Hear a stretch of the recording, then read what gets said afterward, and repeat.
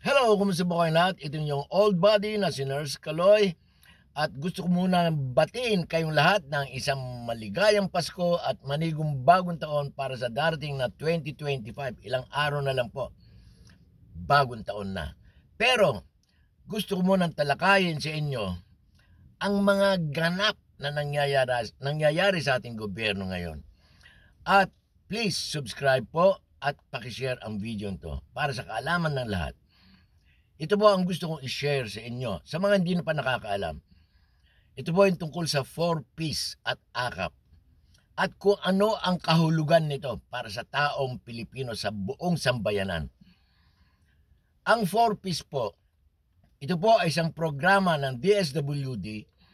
Meron po silang pondo na pinamimigay sa mga kapuspalad natin mga kababayan. Ito yung tinatawag na poorest of the poor. Binibigyan po sila ng mga pera sa kanilang pangangailangan sa kanilang kabuhayan, mga educational grant sa kanilang mga anak sa elementary, high school, saka senior high school. Yan po ang 4Ps at meron rin po medical needs. 4Ps po yan. Ngayon, ano ang AKAP? Ang AKAP ay isa rin pong programa ng DSWD. Tulong po ito or ayuda para sa mga kapos ang kanilang kita program. Or ibig sabihin, ito po yung mga taong middle class earner. Ngayon po, may papakita ko sa inyo tungkol dun sa privilege speech ni Senator Amy Marcos at kung paano siya nagsusumamo sa kanyang kapatid na presidente.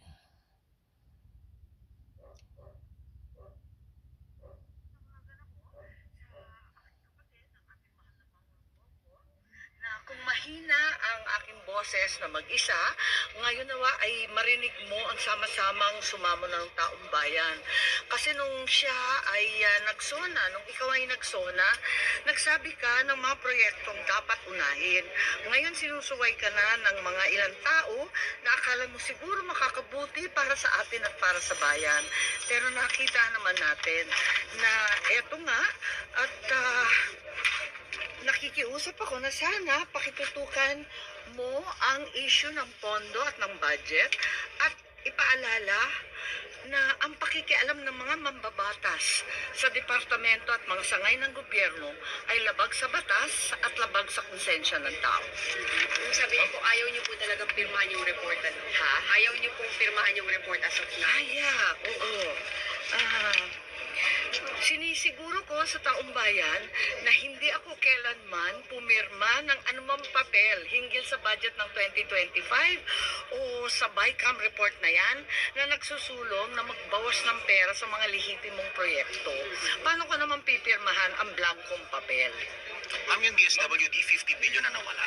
Ang 4Ps, ang balita ko, kasi yun naman ang datos na nasa akin dahil committee ko, 50 billion daw ang tinanggal sa 4Ps program. Ibig sabihin, 4.4 million na pamilyang Pilipino na sertipikado. Talagang totoong poorest of the poor. Walang matatanggap. Walang tulong sa pagkain, sa pag-aaral na anak, sa gamot, at sa anumang pangangailangan. Zero sila. And you were not informed beforehand. Wala nang kagulatan na. Ayun po, yun po ang 4Ps. Narinig nyo ang kanyang sinabi. 50 billion ang kinaltas sa mga budget o pera para sa 4Ps. Ang may gawa po nito ay yung congressman at mga senador na nag-meeting, yung tinatawag na bicameral meeting. Ngayon, nabanggit ko rin ang AKAP. Pakinggan nyo ang sasabihin ni Senator Amy Marcos tungkol sa AKAP.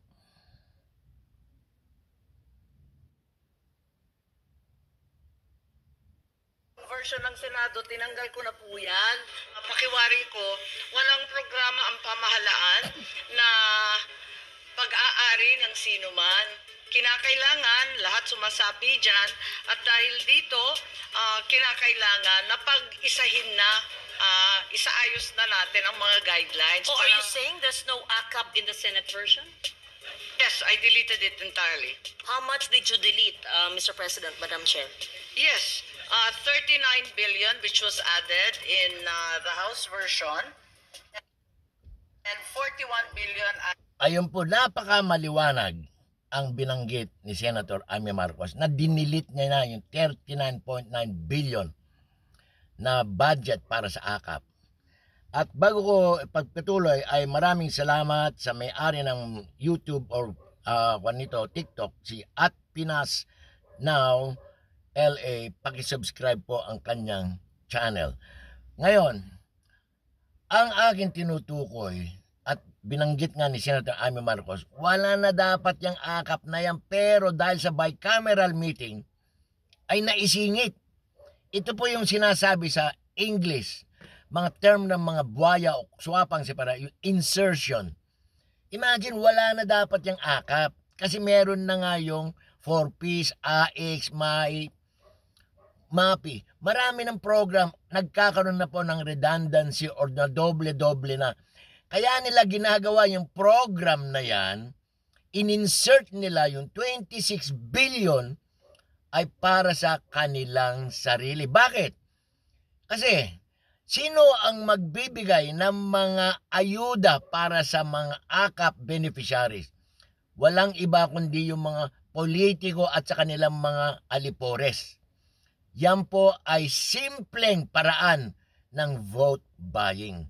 Kaya nga po ayaw ng mga taong bayan, mga dating senator na pumapanig kay Amy Marcos, si Coco Pimentel, bawal po yan kasi it's a simple way of vote buying.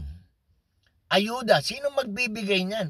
Meron ng 4Ps, ba't nila kinaltasan? Meron na yung AX, meron yung mga ibang program na nakakatulong sa mga tao.